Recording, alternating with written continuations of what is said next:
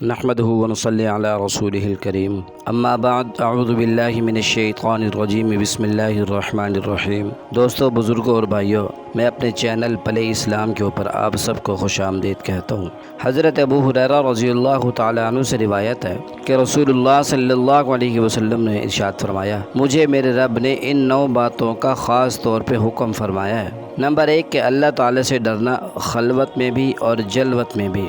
عدل و انصاف کی بات کہنا، غصہ میں، رضامندی میں، یعنی ایسا نہ ہو کہ جب کسی سے ناراض اور اس پہ غصہ ہو تو اس کی حق تلفی اور اس کے ساتھ بے انصافی کی جائے، اور جب کسی سے دوستی اور رضامندی ہو تو اس کی بے جا حمایت اور طرفداری کی جائے، بلکہ ہر حال میں عدل و انصاف اور اعتدال کی راہ پہ چلا جائے۔ اور مجھے میرے رب نے حکم دیا کہ میانہ روی اختیار کی جائے، غریبی اور نداری اور فراخ دستی اور دولت مندی دونوں حالتوں میں۔ اور مجھے یہ میرے رب نے حکم دیا کہ میں ان اہل قرابت کے ساتھ رشتہ جوڑوں اور ان کے حقوق قرابت اچھی طرح ادا کروں جو مجھ سے رشتہ قرابت توڑیں اور میرے ساتھ بدسلوکی کریں۔ اور مجھے میرے رب نے حکم دیا ہے کہ میں ان لوگوں کو بھی دوں جنہوں نے مجھے محروم رکھا ہو اور میرا حق مجھے نہ دیا ہو۔ اور مجھے میرے رب نے یہ بھی حکم دیا کہ میں ان لوگوں کو معاف کر دوں جنہوں نے مجھ پہ ظلم کیا ہو اور مجھے ستایا ہو۔ اور مجھے میرے رب نے یہ بھی حکم دیا کہ میری خاموشی میں فکر ہو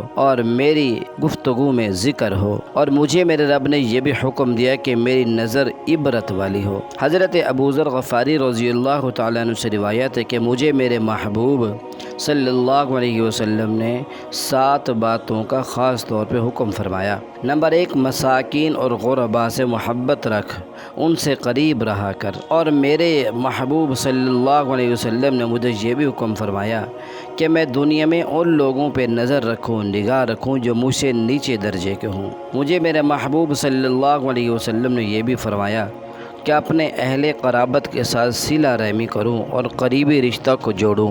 اور مجھے میرے محبوب صلی اللہ علیہ وسلم نے یہ بھی فرمایا کہ کسی آدمی سے کوئی چیز نہ مانگوں، کسی سے کوئی سوال نہ کروں۔ میں ہر موقع پہ حق بات کہوں اگرچہ وہ لوگوں کے لیے کڑوی ہو۔ اور مجھے میرے محبوب صلی اللہ علیہ وسلم نے یہ بھی فرمایا کہ میں اللہ تعالیٰ کے راستہ میں کبھی ملامت کرنے والے کی ملامت سے نہ ڈروں، اور میں کلمہ لا حول ولا قوت الا باللہ کثرت سے پڑھا کروں، کیونکہ یہ سب باتیں اس خزانہ سے ہیں جو عرش کے نیچے ہیں۔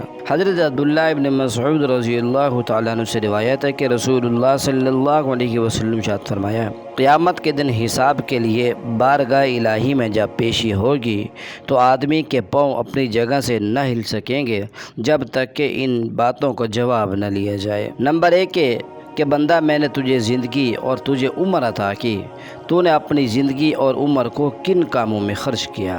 بندہ میں نے تجھے جوانی اور طاقت عطا کی، تو نے اپنی جوانی اور طاقت کو کہاں خرچ کیا؟ بندہ میں نے تجھے مال و دولت عطا کیا، تو نے کہاں سے کمایا، کن طریقوں سے اور کن راستوں پہ اس کو حاصل کیا؟ پھر سوال ہوگا، بندہ میں نے جو تجھ کو دولت دی تو نے کہاں خرچ کی؟